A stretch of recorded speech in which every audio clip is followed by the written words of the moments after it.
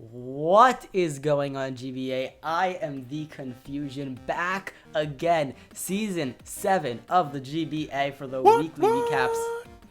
And clearly I'm not alone, Spastic. Yeah.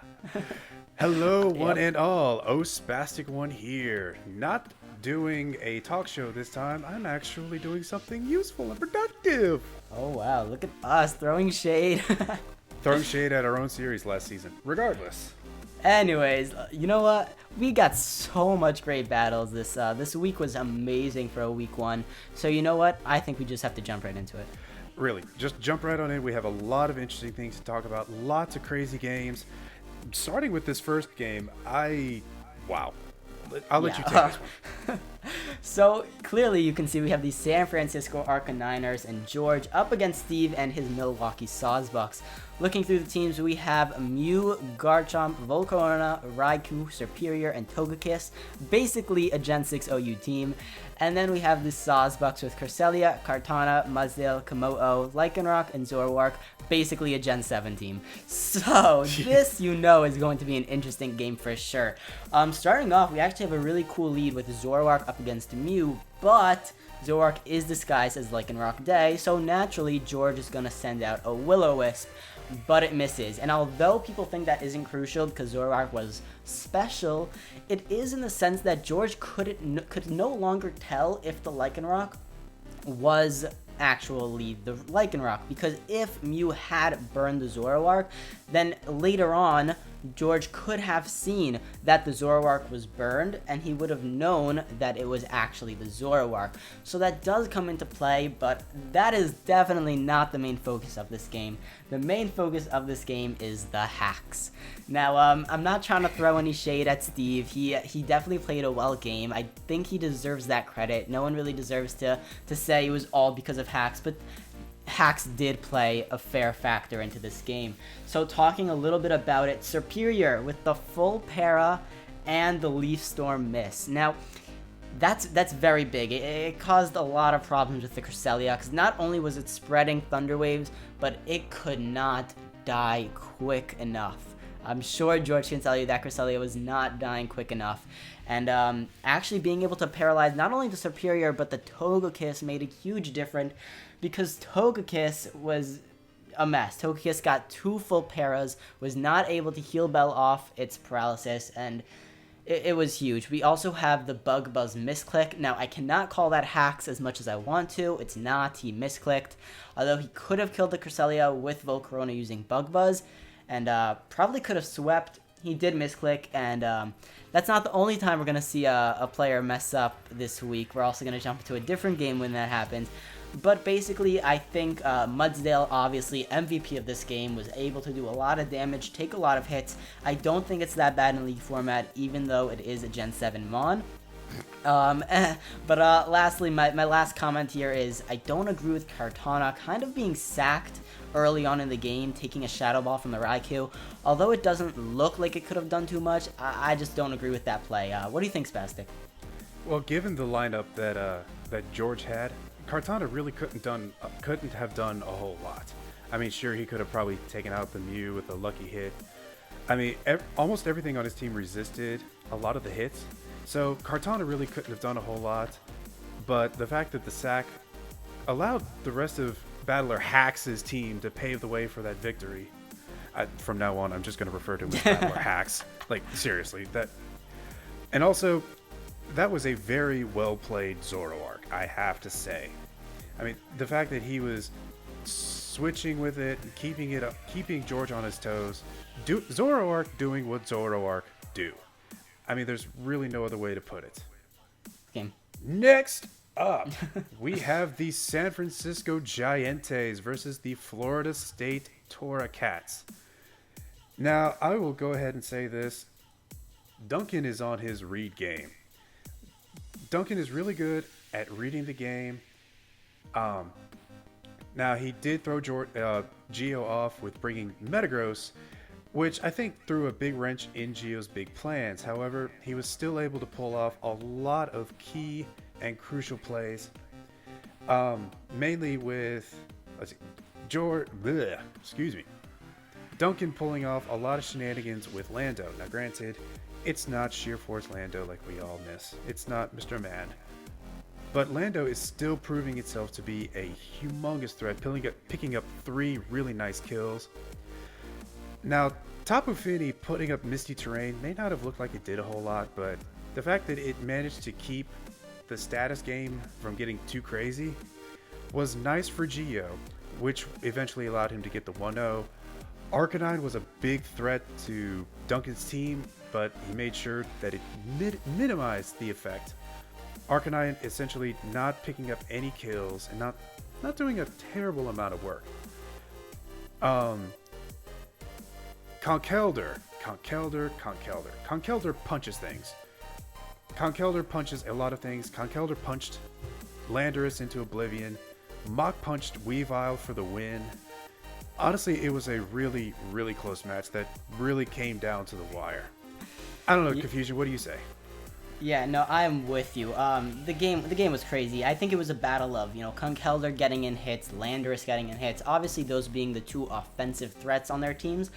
But I do want to quickly highlight the controversy that I know everyone's going to talk about, which is how Duncan, in a sense, hindsight's 2020, could have won the late game by you turning out on the conch. If you don't know what I'm talking about, please go ahead and watch the end of that battle. But if you do know what I'm talking about, you will see that Duncan did have his Lando Eye up against the Conkeldurr. Weren't very there weren't very much Mons left on the field. But what he should have done is you turned on the Conkeldurr and sent in the Weavile. Weavile could have gotten an Ice Shard off, and then he could have sent in the Landorus and gotten that Earth Power off. So, hindsight's 2020. Yeah, he should have done it. He could have won the game, but you have to give props to both of these players because they did super, super well. So, after that, let's jump into a game that wasn't so close. We're going to jump into the game, which is Borussia Donphan up against the San Jose Sharpedos. Donphans and Lars bringing Crawdont, Magirna, Decidueye, Donphan, Latias, and Rotom Heat, while Tom is bringing Incineroar, Celesteela, Zygarde, Nidoqueen, Porygon 2, and Vaporeon. Zygarde Doggo. Yeah, it's like our dog. So there really isn't much to say about this game just because Lars had it in the bag. Now, I don't want to trash Tom and say that he didn't have a chance, but he didn't have much of a chance because Rotom Heat really just sorry for my language, just pissed all over his team. He really just did really well with the Rotom Heat. It could Volt Switch on his entire team. Obviously, Nidoqueen takes an Overheat with its Insult Vest. It doesn't take Electric type hits. But what I don't agree with so much is the fact that it was a physical Nidoqueen, because Rotom Heat does get Will-O-Wisp, but I didn't use it this game, but it does get Will-O-Wisp. So I'm kind of thinking in the sense of when Tom was team building, why his answer to Rotom Heat was a physical Pokemon. That's kind of, the mindset I'm having there. But really, this was just a game of Magirna clicking Volt Switch and Fleur Cannon, Decidueye taking hits from Zygarde 10%, Rotom Heat moving around, it really, there wasn't much for Tom to do. If I were to give him some advice, I would definitely say he needs to be a little bit more on the offensive. His team needs to be a little bit more offensive. With Pokemon like Celesteela, Vaporeon, Porygon 2, and Nidoqueen all playing pretty physically and especially bulky roles, I'm not sure it played too well against, a team like Lars, which has very heavy hitters but also have some good defense. So I gotta say, the matchup was not in Tom's favor, so getting, a 2-0 loss is not that bad. Obviously, Incineroar putting in the finest of work. That was fun to see. Come on, I cannot be the only one to say that was very fun to see. But, No, Scarf Incineroar, pulling off 3 really clutch kills towards the end. The crit on Donphan was crucial. Otherwise, it would have been a much higher differential. And, Lars being forced to sack Decidueye just to get enough HP damage on Incineroar's recoil to make sure it goes down to Flare Blitz recoil. It wasn't exactly ideal for Lars, but and it did give a smaller differential, but it clinched the win. Rotom Heat though, Rotom bringing the heat, and so much Volt Switch, so many Volt Switches between Rotom Heat and Magirna, pulling off nice momentum combos, keeping the momentum going in Lars's favor. Tom didn't have a whole lot of momentum going, but Tom did put up a defensive fight. Zygarde Doggo putting in some work. Incineroar putting in really scarfed work. But this was a very direct game where Lars really had an advantage over Tom. But the next game we're talking about is going to be a very interesting one to talk about. We're talking about the New Orleans Pelippers versus the St. Louis Rampardos. Dan bringing Victini, his captain, Terrakion, Clefable, Feraligatr, Toxapex, and Delmise. By the way, Victini is just his favorite mon. I swear he's addicted to that thing. Whereas John is bringing Infernape, Skarmory, Tapu Bulu, Milotic, Jolteon, and Goodra. Now, oh boy, the mind games were real. I'll go ahead and say Clefable was doing exactly what Clefable should be doing, and that's causing headaches for its opponent. Deborah putting in a lot of work, shout out to my boy Greg. Clefable putting in flamethrowers, putting in T-Wave, putting in a lot of good work. But Tapu freaking Bulu, putting down the hurt.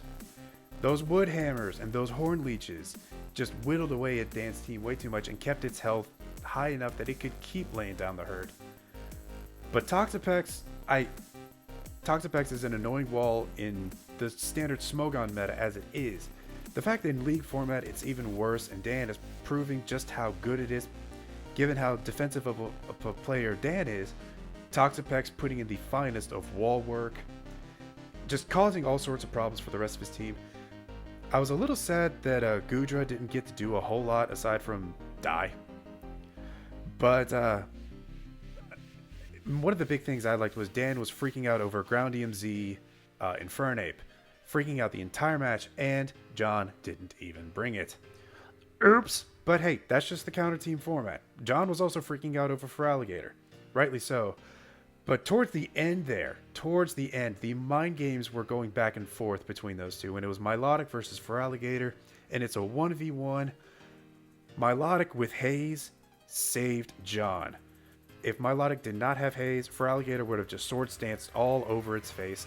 Not much he could have done. But the fact that they were playing mind games, they were hazing when he sword stanced, crunching when he knew he was going to haze and recover, and it was an elongated 10-12 turns, but the outcome was inevitable once Feraligatr got that burn. However, great props to both of these longtime competitors for putting up a very defensive game and a very close and clutch game. What do you think? Oh, I couldn't agree more. This game had its highs and lows for both opponents. I think Dan really did start off well. Like you were saying, Clefable was putting in a lot of work, really pressuring John. Even Terrakion got a kill. I think it was a little, it started to think it could sweep a little too early than it actually could. I think, it set off that Z Stone Edge a little too quickly, but Terrakion did get a kill. But, as you said, once Bulu came in, Dan realized he had nothing for it. Nothing took a Horn Leech or a Wood Hammer. And like you were saying, the Grandinium Z was a little bigger than a lot of people are thinking because, he acknowledged the possibility of a Scarf, albeit he mentioned it once in his commentary, but then immediately dismissed it, just assumed Grandinium Z, and it was big, because Infernape got a big Earthquake off, and all of a sudden, Victini's usefulness kind of went down the drain, because Bulu could kill it with a Horn Leech, which it couldn't before. I mean, there were some interesting plays, and then obviously the end game with Feraligatr versus Milotic. Definitely not the only game with a stally water type at the end, because right now we're going to jump to the next game, which is the Tampa Bay Luxrays up against the Detroit Steelwings. Now, we've got Monotui with Alolan Golem, Jirachi, Buzzwole the Beast, Greninja, Mantine, and Zygarde 50. And then we got Crimson and Crocodile, Kyurem, Serena, Magneton, Tornadus, and Cobalion. So, let's just start with the obvious, Buzzwole. Buzzwole is a beast. Buzzwole! Sorry. It's a monster, guys, and especially up against a team like Crimson's, in which, if you look at his team, he brought, 1, 2, 3, 4 Pokemon weak to Superpower. That just shows you that Crimson really didn't have a lot on his team that could take a Superpower, He brought the Tornadus, which, could take a few. He brought a defensive Torino with screens, which I love. I love screens. But, Buzzwole just did so much work. There was a very cool Jirachi set I also want to point out, which had Thunderwave Substitute, Hidden Power Ground, and Ironhead. Did a lot of work. I think it was very effective. But let's talk about some of the main points that a lot of people are going to be wanting to talk about, which is the roles. Magneton and Zygarde. Zygarde. This is a matchup you think could only go one way, but you would be wrong because, a lot of people are gonna, give, Crimson a little bit of shit because he got the higher ends of two rolls that weren't in his favor. But you have to realize that Magneton did have a chance to live the 1,000 arrows from Zygarde. This is not a crit, this is not some crazy hacks. It had the chance, and it got it.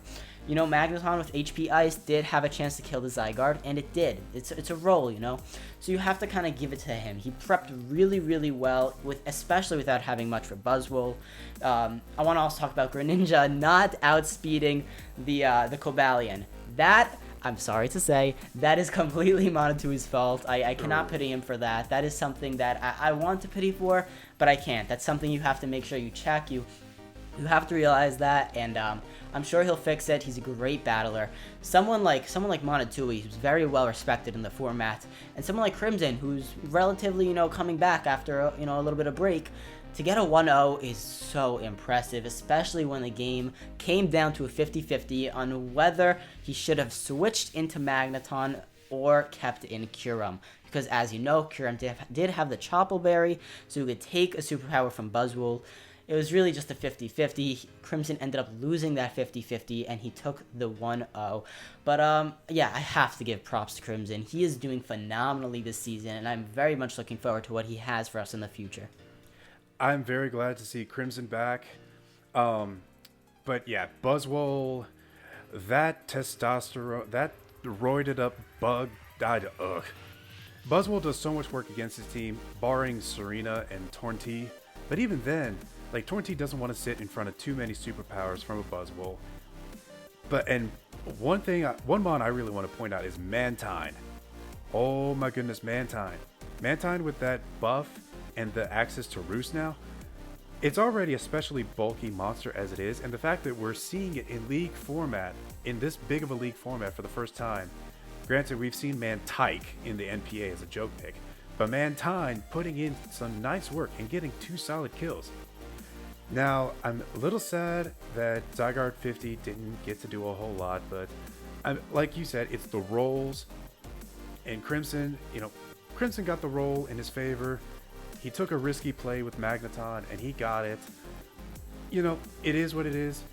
Greninja getting outsped, I'm sorry that I... Now, the unorthodox Jirachi set, the fact that it's not just Scarf Ironhead or Scarf Ice Punch, I'm happy to see unorthodox sets. Unorthodox sets are great and all, but the fact that when we see the stuff we're familiar with, sometimes that's always nice to see. Like we see with the Alolan Athletic versus the Pittsburgh Pirates. Old Man Tup bringing Tangrowth, Hydreigon, Hitmontop, Nidoking, Chandelure, and Scizor. And then Callum bringing words are hard. Excadrill, Tyranitar, Crobat, Shaman, Emboar, and Aromatisse. Now we know Tup is no stranger to Tangrowth and even Hitmontop. He's very familiar with these mons, and we're very familiar with seeing Excadrill T-Tar combination. Those two just go together so well, and the fact that they're being used against Tup is kind of a delicious irony, I'm not gonna lie. Tyranitar proving what Tyranitar does best, and that's set up sand and soak up a lot of defensive hits. I mean, it's also pulling off a mixed set, which was nice to see. Shaman and pulling off some nice work with Air Slash and Dazzling Gleam. The fact that Shaman could put in that much nice work against Tup's team, it was a little interesting considering how the two teams stacked up together. Ooh, lost my stats. There we go. Nope, wrong one. Lost my stats again. Help me. There we go. I mean, Air Slash and Dazzling Gleam put in some nice work against Tup's team, just against Hitmontop, Hydreigon, and Tangrowth alone. The fact that he didn't even need to bring out Embor was a little bit interesting because Embor can just run through teams. Granted, he had Chandelure. Chandelure is always a nice counter. But the fact that he didn't even need to bring Aromatisse getting the final kill on Hydreigon with that nice Moonblast, proving it's nice enough bulk to live a Flash Cannon. T-Tar and Excadrill putting in nice tag team work, even if Tyranitar didn't get a kill. That burn on it did kind of suck. Tangrowth being a nice defensive wall with that regenerator, doing what it does best. Nidoking, Nidoking is my personal favorite Mon. Seeing it go down so early was so sad. Turn 2. Ooh, let's our Nidoking go down. Turn 2. I mean, he got outplayed. Nidoking got up its rocks. It did its job, but it got outplayed and it got taken down, and I was a little sad. Scizor also going down so early without doing a whole lot. Just proving that Callum knows his team and knows how to counter build against Tup's team. Yeah, no, you're right. This was a game that was heavily in Callum's favor. Obviously, there was some pretty cool sets. You have Chandelure actually taking down the Tyranitar. I thought that was hilarious. I thought that was great prep on Tup's part. But I felt there was a problem with Hydreigon. I felt like it could do so much work in this game, but Aromatisse scared Tup into even bringing it out majority of the game, to the point where it came out at the very end and just died to a Moonblast, you know? That's the kind of things you have to realize when you're analyzing. Me and Spastic obviously see this as analysts. When you look at a game like this, you see a Pokemon like Hydreigon, who does well against the majority of the team, but when one Pokemon can just stop it, it scares coaches from trying to bring it out. And I felt like that's something not just Tup, but any coach needs to work on, any battler in that sense. If you have just one Pokemon that hard walls, one of your Pokemon, that doesn't mean you should be scared to bring it out. It can do work against other Mons. This is not 1v1, this is 6v6, and you will hear people say that. This is a game of 6v6, so you have to realize that all your Pokemon can have an effort, so I felt like next time he shouldn't be so scared to bring out a Pokemon just because it doesn't have a great matchup against one of his members. But you know what? Let's jump into another game, which is the Florida Gators and Gator himself up against Envy and the San Diego Chimchargers.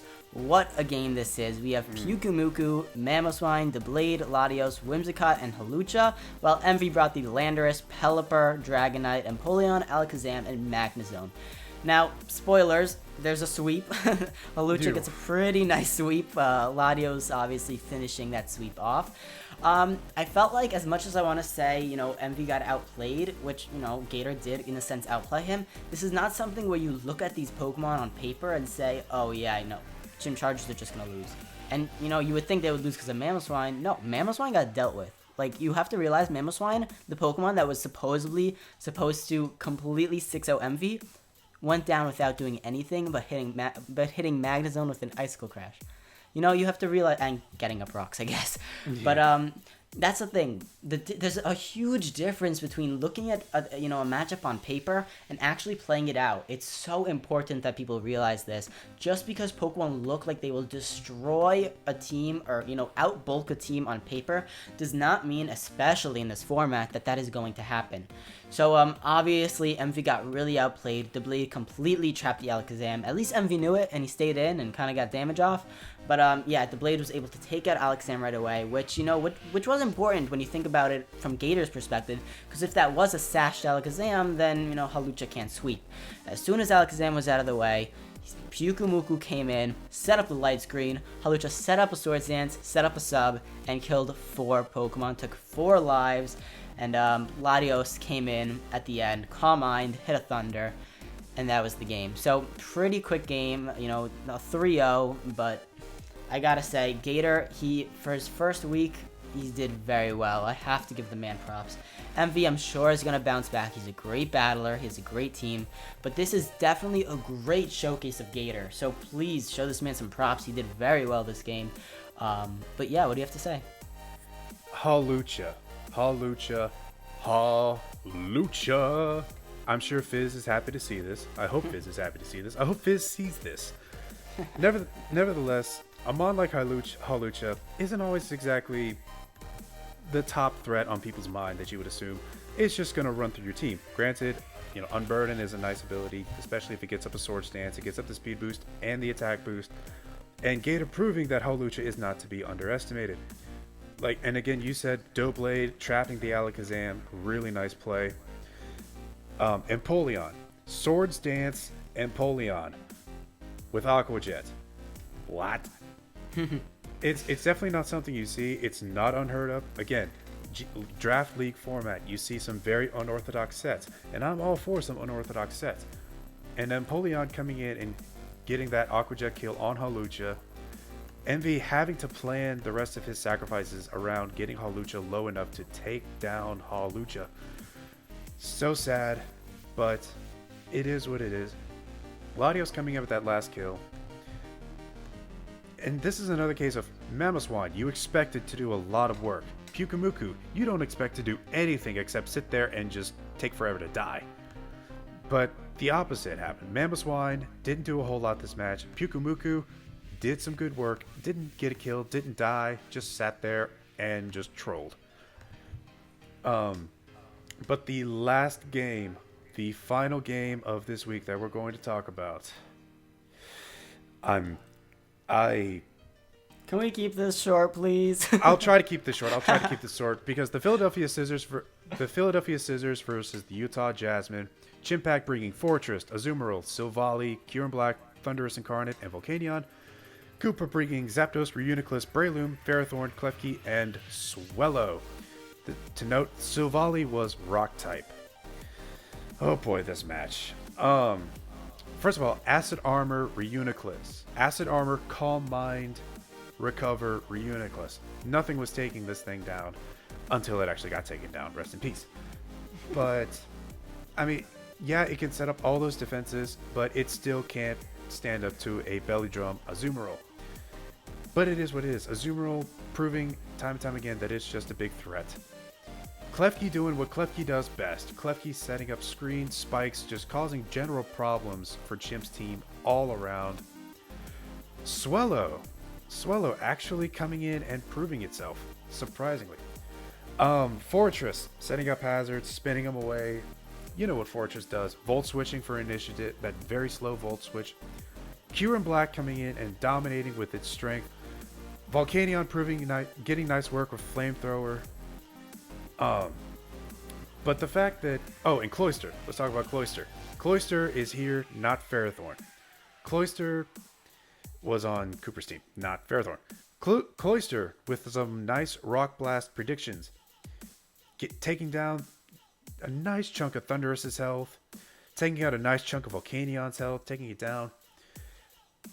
But it's a 3-3 finish. I mean, of course, Cooper would start with a 3-3 finish. I mean, I don't have anything to say. What do you have to say?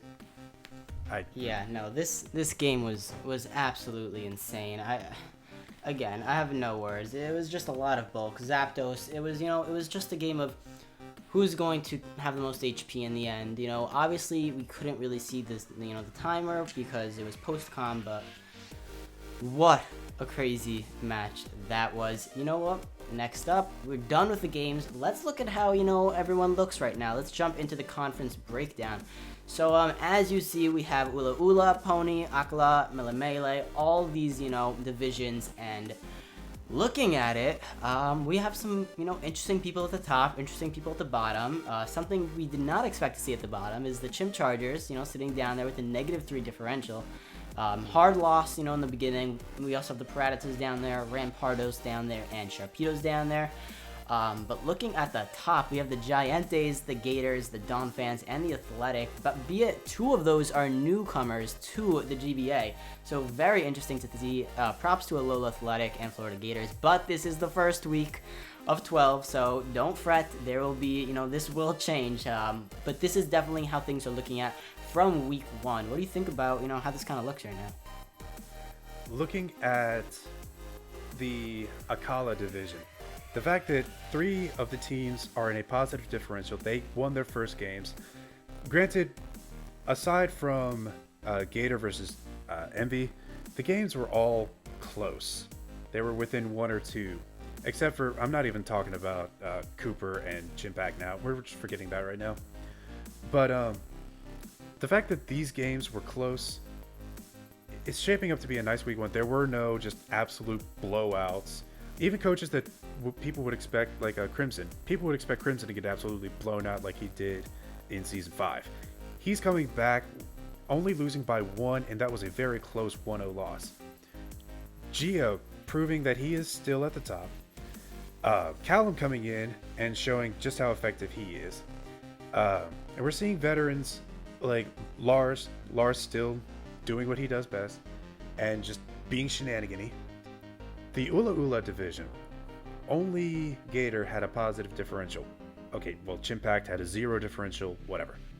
But still, Dan and Duncan aren't that far down there, so we could very easily see this turn around. We could see the Akala division go completely negative and the Ula Ula come up completely positive. At this point, the race is anyone's game. I mean, sure, we have Gator sitting at a nice lead, Lars coming in a close second. But Lars and Callum coming in a nice second. But this is still anyone's guess at this point. Then again, this is only week 1. Yeah, this is crazy. What you see right here is definitely going to change. This will not look, I mean, it could look like this at the end. I doubt it, though.